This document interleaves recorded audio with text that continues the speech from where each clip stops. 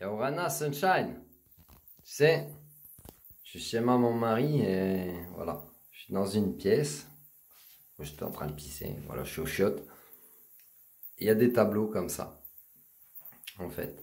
Et c'était juste pour te faire comprendre que, à certaines époques, puisque là, tu vois bien l'image qui t'est retransmise à travers l'écran, c'est un tableau ancien, c'est une personne qui a peut-être vécu dans les années 1700, 1800, début 1900, donc début 20e siècle.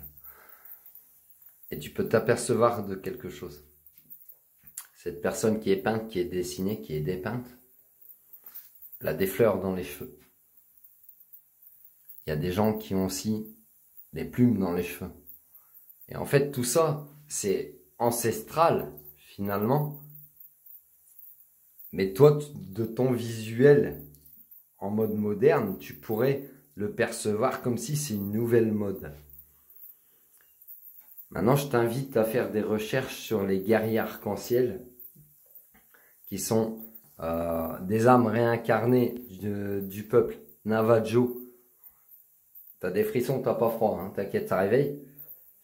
Du peuple Hopi. Donc, je t'invite à faire des recherches sur le peuple Navajo Hopi, qui concerne l'Amérique Nord. À certaines époques, tu apercevras que ce peuple est considéré, est appelé les Hopi.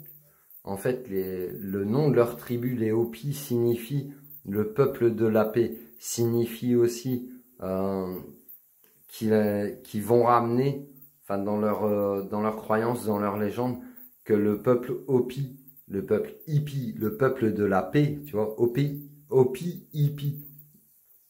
Ils sont venus beaucoup dans les années 70, ça peut te parler, par exemple pour les vagues de volontaires, Dolores Cannon. Je t'invite à aller lire ce bouquin, les 3 vagues de volontaires. Sache que des 3 vagues de volontaires, ben, il y en a d'autres, il y en a plus.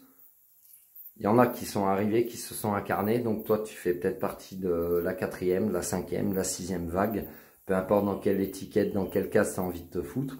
Tu fais peut-être partie de ce qu'on appelle les Starseed, les Indigos, les enfants Cristal, les enfants Ruby. Cristal, c'est pas l'opéra, merci.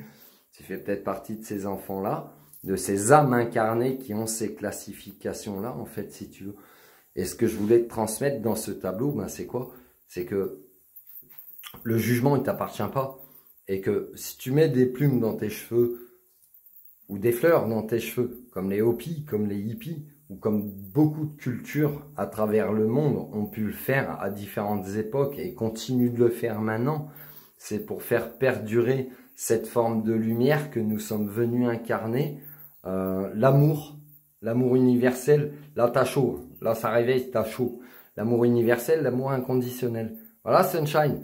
Donc arrête d'avoir honte de mettre des plumes ou des fleurs dans tes cheveux. Regarde la madame. Regarde la petite madame. T'as vu la couronne qu'elle a? On dirait un chakra coronal qui explose. Voilà. Prends soin de toi, Sunshine. Love you.